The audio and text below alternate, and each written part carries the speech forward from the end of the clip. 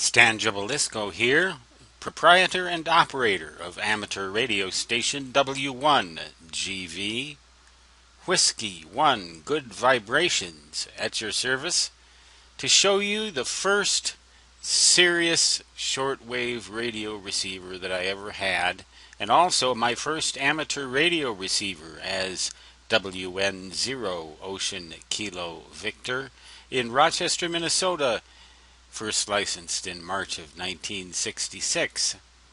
This receiver had no calibrator, as I remember. Here's a good picture of it, that really brings back the memories. The Hallicrafter's design had a unique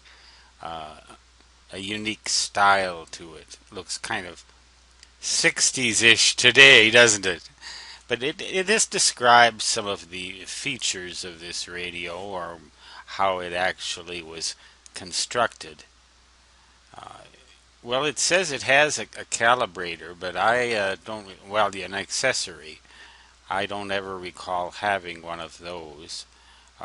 This was last updated, this website, the website called dxing.com. Here's its sort of evil twin, the SX122, which just had two dial type tuning indicators, and this one had that slide rule display, which I found so intriguing back then, extriguing, and also today. It was a fairly heavy piece of stuff, 22 pounds, because it used vacuum tubes. It was all tubes, all vacuum tubes. So that was the shortwave radio that I used in conjunction with the walkie-talkie that comprised my classical music broadcast station before I got my ham radio license, and then actually served as a calibrator of sorts when I had my novice license, because the first crystal frequency that I ever had and operated on, 7,185 kilocycles, better known as 7.185 today, was in the novice CW band, and I used that to calibrate this receiver.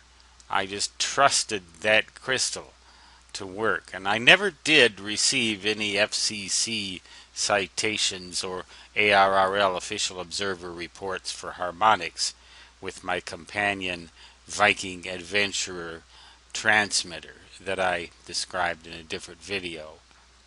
But eventually I got a transceiver instead, and I remember having trouble with that transceiver. It produced chirp.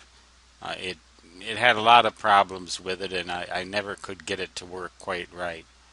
But this thing and that Viking Adventure performed flawlessly for this radio ham for the better part of his first couple of years of amateur radio existence. Now, of course, I have one of those digital radios, so much more in terms of signal to noise ratio and other features that there's just no comparison, except nostalgia. Nothing can compare for nostalgia with a picture like this.